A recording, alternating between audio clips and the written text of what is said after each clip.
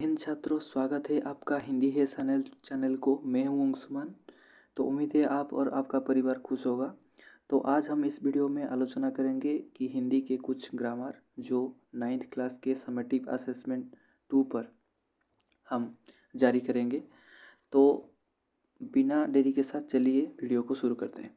तो पहला प्रश्न है आपके यहाँ, डैश आनंद। ऑप्शन ए दिया गया है प्राकृत आनंद, ऑप्शन बी दिया गया है मधुर आनंद, ऑप्शन सी अतुलित और ऑप्शन डी छोटी सी। तो यहाँ पर सही उत्तर हो जाएगा अतुलित आनंद। क्या हो जाएगा? अतुलित आनंद। तो फिर हम चलेंगे 27 नंबर क्वेश्चन पर। तो ध्वनि का बहुवचन रूप लिखिए। तो ध्वनि का बहुवचन रूप होगा ध्वनिया। क्या हो जाएगा? ध्वनिया। तो फिर हम चलेंगे 28 नंबर पर। यहाँ पर दिया गया है प्रत्यय का एकवचन रूप लिखिए। तो प्रत्यय का एकवचन रूप हो जाएगा यहाँ पर, क्या हो जाएगा? परत। क्या हो जाएगा? परत। ध्यान दीजिएगा, अगर आपको दिया गया होगा परता, क्या दिया होगा? परता। जैसे दिया गया है परता, परता का हो जाएगा, क्या हो जाएगा? परते। लेकिन परत का हो जाएगा क्या? परते। तो यहाँ पर हो जाएगा सही बी वाला, परत।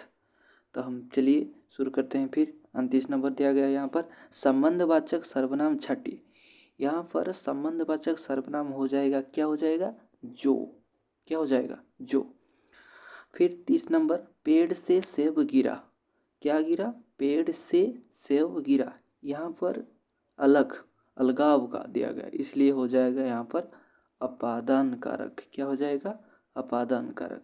फिर 31, यह एक अंगूठी संस्था थी। क्या थी? अंगूठी संस्था थी, अनूठी। तो यहाँ पर हो जाएगा वाक्य में से सर्वनाम पद छठी। तो वाक्य दिया गया है यह एक अनूठी संस्था थी, यहाँ पर सर्वनाम हो जाएगा आपके यहाँ यह। फिर हम चलेंगे अधिकरण कारक के चिन्ह को पहचानिए। तो अधिकरण कारक के चिन्ह कौन सा है? तो अधिकरण कारक का चिन्ह है पर। तो ध्यान दीजिएगा, अधिकरण कारक के में भी हो सकता है और पर भी। तो यहाँ पर तो में नहीं है, सिर्फ पर है, तो पर हो जाएगा। तो 33 नंबर, सभी डैश को बाड़े के अंदर ले आओ। सभी डैश को बाड़े के अंदर ले आओ। तो सभी यानी किसको? सभी यानी सबको। तो यहाँ पर हो जाएगा कौओं। क्या हो जाएगा? कौओं। फिर स्कूल डैश उसे सिखाइए। स्कूल में। क्या हो जाएगा? स्कूल में उसे सिखाइए। फिर 35, मेरी डैश बहुत पुरानी है। यहाँ ध्यान दीजिएगा, मेरी डैश बहुत पुरानी है। यहाँ क्या हो जाएगा? यहाँ सही उत्तर हो जाएगा घड़ी। क्या हो जाएगा? घड़ी। मेरी घड़ी बहुत पुरानी है। तो फिर अकर्मक क्या छठी? अकर्मक। क्या हो जाएगा? अकर्मक। तो पहला प्रश्न दिया गया है लिखना, दूसरा है पढ़ना, तीसरा है देखना, चौथा है होना। तो यहाँ पर सही उत्तर हो जाएगा होना। क्या हो जाएगा? होना। तो अकर्मक सकर्मक कैसे जानेंगे? आप ध्यान दीजिएगा, जब हम प्रश्न करेंगे क्या किसे किसको, जब उत्तर आ जाएगा उसे सकर्मक, जब नहीं आएगा तब अकर्मक। तो क्या होना तो नहीं होगा, क्या लिखना होगा, क्या पढ़ना होगा, क्या देखना होगा, लेकिन क्या होना नहीं होगा। तो फिर 37 नंबर प्रश्न पर चलेंगे। रामन की मृत्यु 82 वर्ष की आयु में खाली स्थान पर सही क्रिया लिखिए। तो रामन की मृत्यु 82 वर्ष की आयु में, यहाँ पर क्या लिखना होगा? यहाँ पर हम लिखेंगे कि हुई। क्या लिखेंगे? हुई। रमन की मृत्यु 82 वर्ष की आयु में हुई। तो फिर हम चलेंगे सकर्मक क्रिया छांटी। यहाँ पर सकर्मक क्या हो जाएगा? क्या? कहना। क्या हो जाएगा? कहना।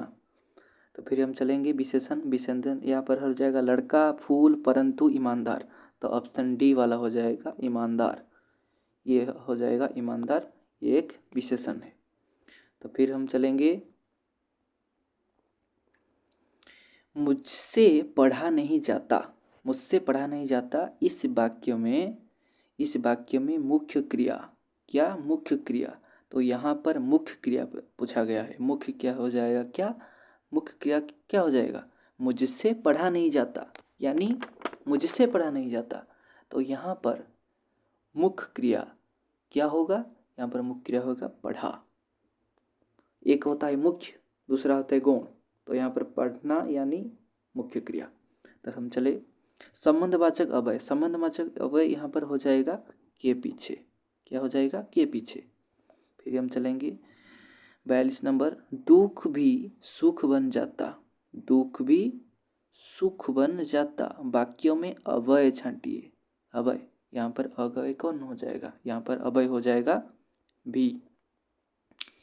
फिर हम चलेंगे बैठना, बैठना का द्वितीय प्रेरणार्थक रूप, बैठना का द्वितीय प्रेरणार्थक रूप होगा बिठाना, क्या हो जाएगा, बिठाना। चिट्ठी भेजी गई, चिट्ठी भेजी गई, यहाँ पर हो जाएगा संयुक्त क्रिया, क्या हो जाएगा, संयुक्त क्रिया।